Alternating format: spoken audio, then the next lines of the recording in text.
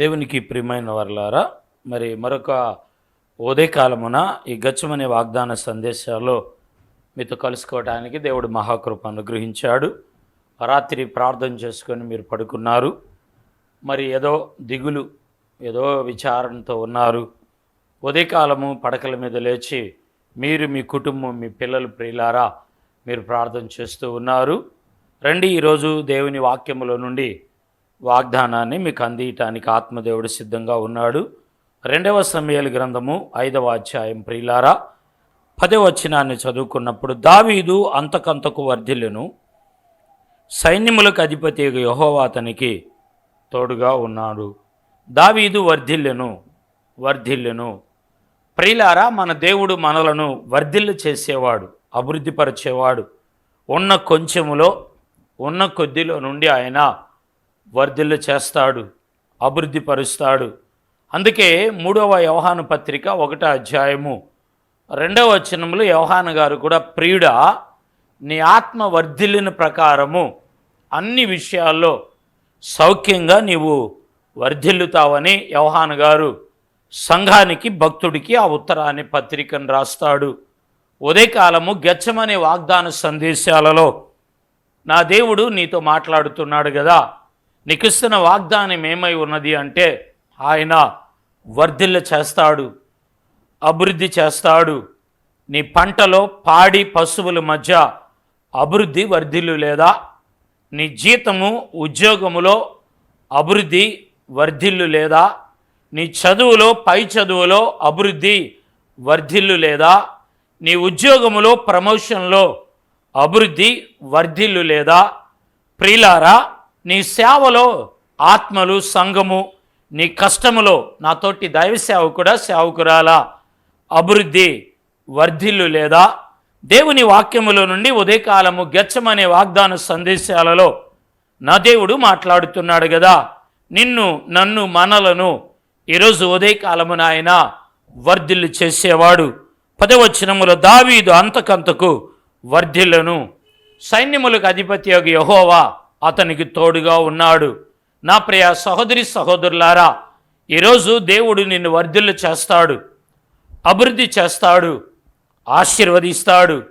కొంచెముగా, కొద్దిగా, లేమి స్థితిలో నలిగిపోతున్నానని ఆలోచన కలిగి ఉన్నావేమో, నా దేవుడు వర్ధిల్లు చేసేవాడు, అభివృద్ధి పరిచే దేవుడే ఉన్నాడు.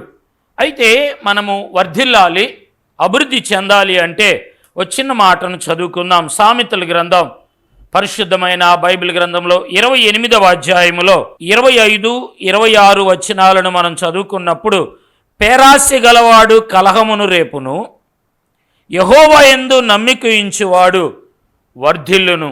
ఉదయకాల వాగ్దాన సందేశంలో ఎవరు వర్ధిల్లుతారు, ఎలాగ ఉంటే వర్ధిల్లుతారు అంటే, దేవుని యందు ప్రియులారా నమ్మిక ఉంచువాడు. 26లో అంటున్నాడు వాక్యములో, తన మనస్సును నమ్ముకొనువాడు బుద్ధిహీనుడు, జ్ఞానముగా ప్రవర్తించువాడు తప్పించుకొనును.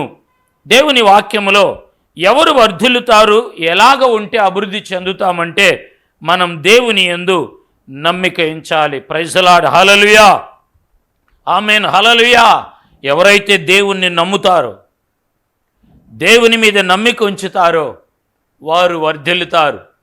దానియేలు ప్రియులారా, శాసనము అమలుపరచబడగా ఆ శాసనాన్ని అతడు గైకొనలేదు, కానీ వారి మాటలు, రాజు, మంత్రి, సైన్యాధిపతులు, మనుషుల యొక్క మాటలు లక్ష్యము చేయలేదు. కానీ దానియేలు గారు ప్రియులారా దేవుని వాక్యములు, దేవుని నమ్మాడు, మనుషులను నమ్మలేదు.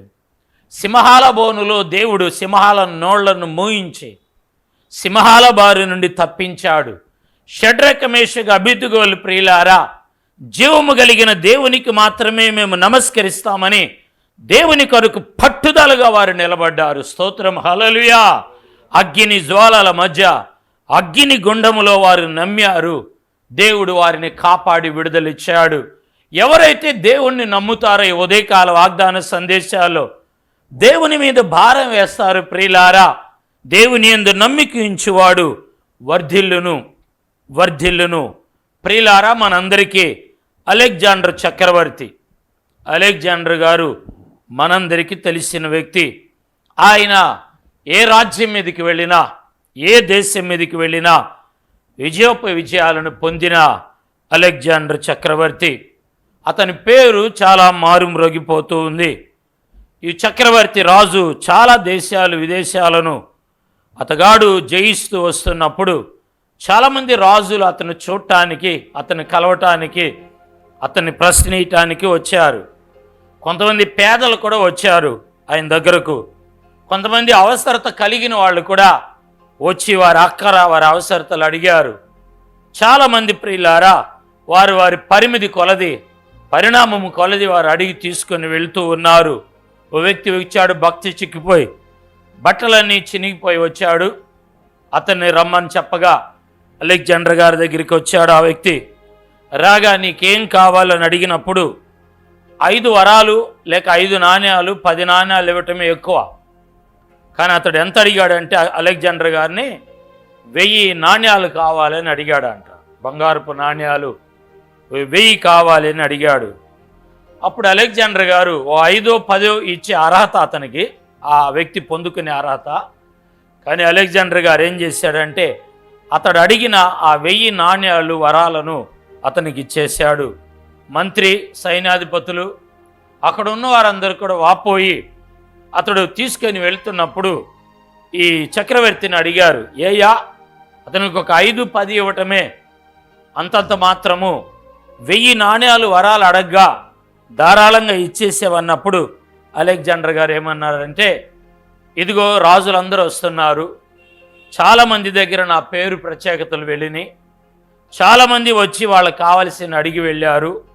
ఈ పేదవాడు నేను ఇవ్వగలుగుతాను, నా దగ్గర సామర్థ్యం ఉందని అతడు నమ్మి అడిగాడు.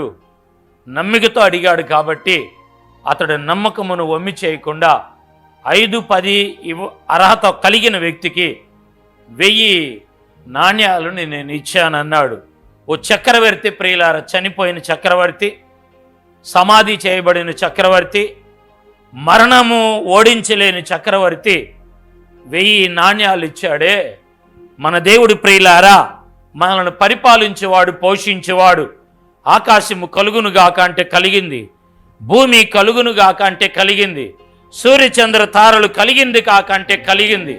తన ప్రజలమైన మనకు ప్రియులారా గొప్ప విడుదలిచ్చేవాడు, సామర్థ్యము కలిగిన వాడు, శక్తి కలిగిన వాడు, మరణమును జయించినవాడు. మరణమాని ముళ్ళెక్కడా, పాతాళమాని అపజయం ఎక్కడా అని జయించి ఓడించిన దేవుడి ప్రియులారా, సర్వశక్తి కలిగిన దేవుణ్ణి మనము నమ్మి అడిగినప్పుడు ఆయన ఆశ్చర్యముగా, అద్భుతంగా, సమృద్ధికరమైన వర్ధిల్లుని, ఆశీర్వాదాన్ని మన దేవుడు అనుగ్రహించేవాడు. స్తోత్రం, హల్లెలూయా, ఆమేన్, హల్లెలూయా. మీరు ఏ ప్రాంతంలో ఉన్నారు? ఉదయకాల వాగ్దాన సందేశాలలో నా దేవుడు మాట్లాడుతున్నాడు. నువ్వు నమ్మి అడుగు, నమ్మి వెంబడి, నమ్మి కొనసాగు. సేవకుడా నేను సేవ చేయలేను, సేవకురాలా ఈ నిందలు అవమానాలు భరించలేను, ఈ కుటుంబాన్ని నేను పోషించలేను, నడిపిలేను అనుకుంటున్నావా? ఇక్కడ అంటున్నాడు, ఆయన యందు నమ్మిక ఉంచేవాడు వర్ధిల్లుతాడు. దేవుని మీద భారం ఆయన నమ్ము. ఉదయకాల వాగ్దాన సందేశాలలో ఆయన నిన్ను వర్ధిల్లు చేస్తాడు, ఆశీర్వదిస్తాడు. ఏ ప్రాంతంలో ఎక్కడ ఉన్నారో మీరు మ్రోకరించండి, ప్రార్థిస్తాను. ప్రేమ కలిగిన తండ్రి, ప్రియులను దీవి ఆశీర్వది. ఈరోజు నిన్ను నమ్మారయ్యా, ఉదయకాల వాగ్దాన సందేశాలలో వర్ధిల్లు చేయి, అభివృద్ధిపరిచి దీవించమని యేసు నామమున అడిగి పొంది ఉన్నాము తండ్రి, ఆమేన్. God bless you. దేవుడు మిమ్మల్ని దీవించునుగాక. రేపు ఉదయకాలం కలుసుకుందాం.